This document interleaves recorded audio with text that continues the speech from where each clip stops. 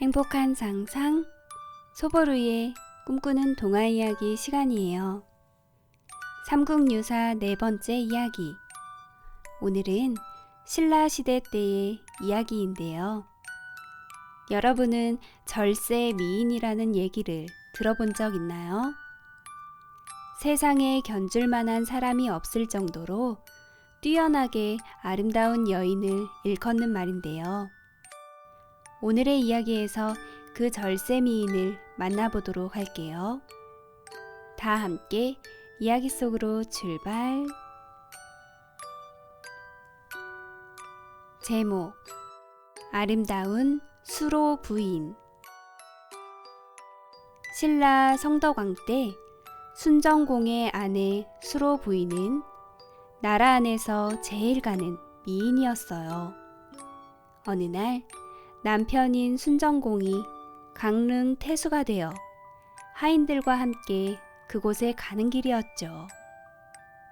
배가 고파 가던 길을 멈추고 바닷가 낭떠러지 위에서 점심을 먹기로 하였어요.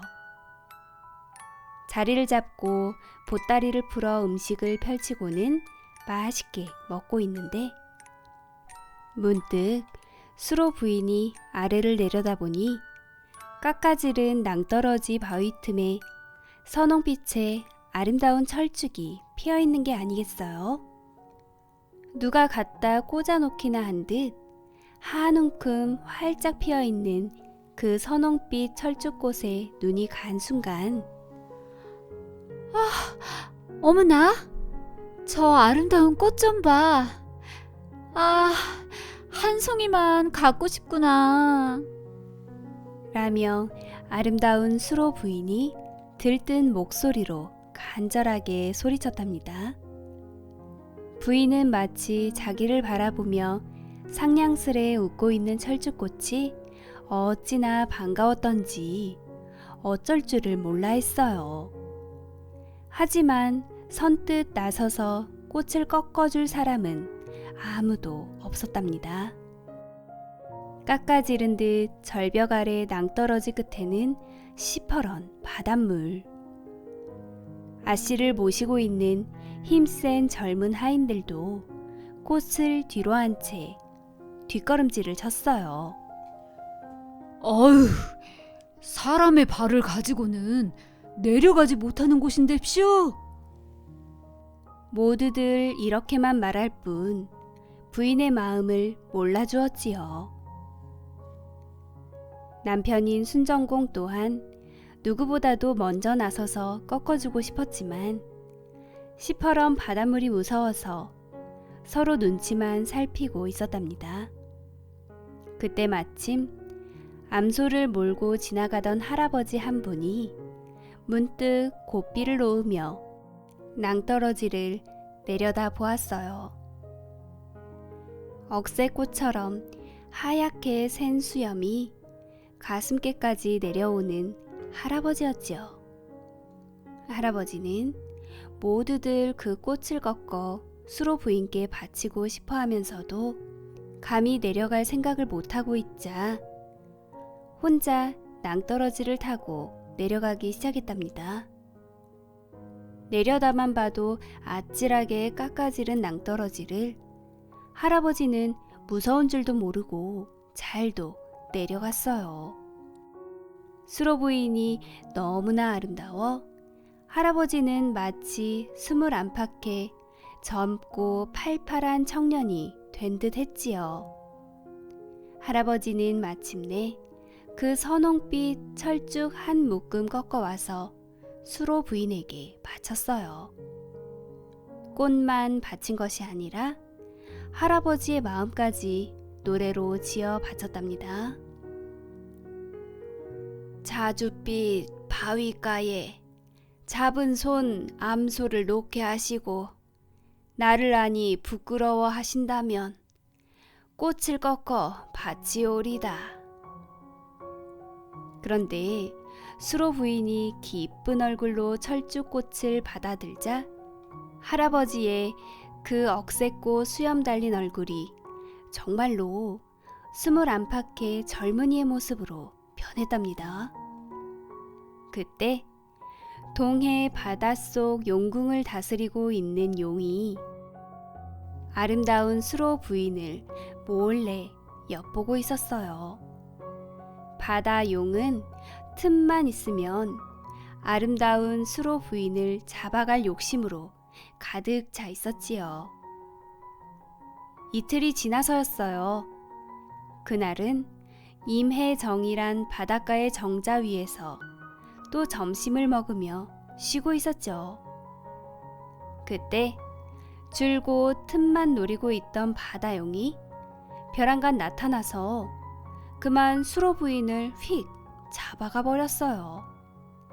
순정공은 깜짝 놀라 허둥지둥 발을 구르며 소리쳤어요. 부인, 이 일을 어찌할꼬? 부인! 하인들도 혼이 나가 모두 멍하니 입만 벌린 채 어쩔 줄을 모르고 있었답니다. 그러자 또 수염이 하얀 할아버지 한 분이 지나가다 가만히 일러주었어요. 옛말에 10사람의 입은 무쇠도 녹인다고 하는데 어찌하여 그렇게 서 있기만 하오? 아무리 바다용이라도 여러 사람의 입을 두려워하지 않을 리 없소. 경내에 백성들을 모아 노래를 지어 부르면서 막대기로 언덕을 두드리면 부인을 다시 찾을 수 있을 것이요.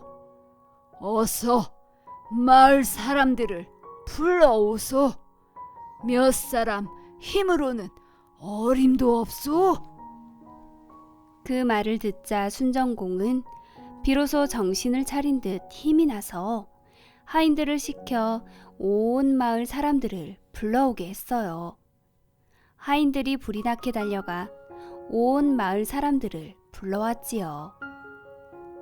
어느새 모두들 막대를 들고 뛰어나와 한꺼번에 있는 힘껏 바닷가 언덕을 치며 노래를 불렀답니다. 거북아, 거북아, 우리 수로를 내놓아라. 남의 아내 앗아간 죄, 그 얼마나 큰가. 내 만약 어기고 바치지 않으면 그물로 잡아서 구워 먹으리라. 이렇게 수없이 되풀이해 노래를 불러대며 바닷가 언덕이 무너지도록 막대를 두들기자 마침내 바닷속 용궁까지도 뒤흔들렸지요. 바다용도 그 여러 사람의 입에는 어쩔 수가 없어 수로 부인을 거북이 등에 태워 보냈답니다. 하지만 바다용은 아름다운 부인을 그냥 보내기가 안타까워 수로 부인의 온몸에 신비스러운 향수를 뿌려주었어요.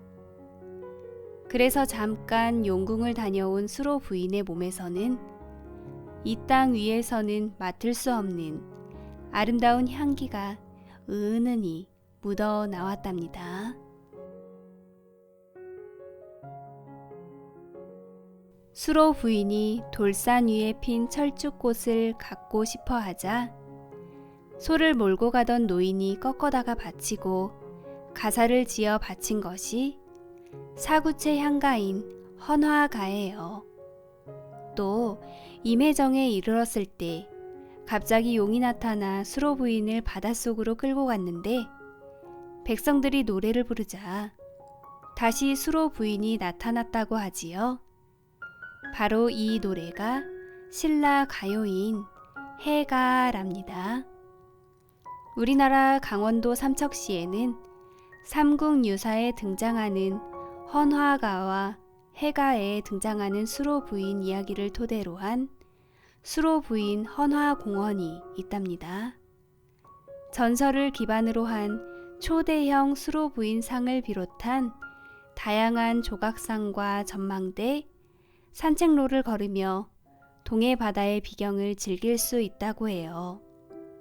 오늘의 이야기 기억해 두었다가 언젠가 한번 방문해 보면 어떨까요? 행복한 상상, 소보루의 꿈꾸는 동화 이야기. 다음 시간에 또 만나요.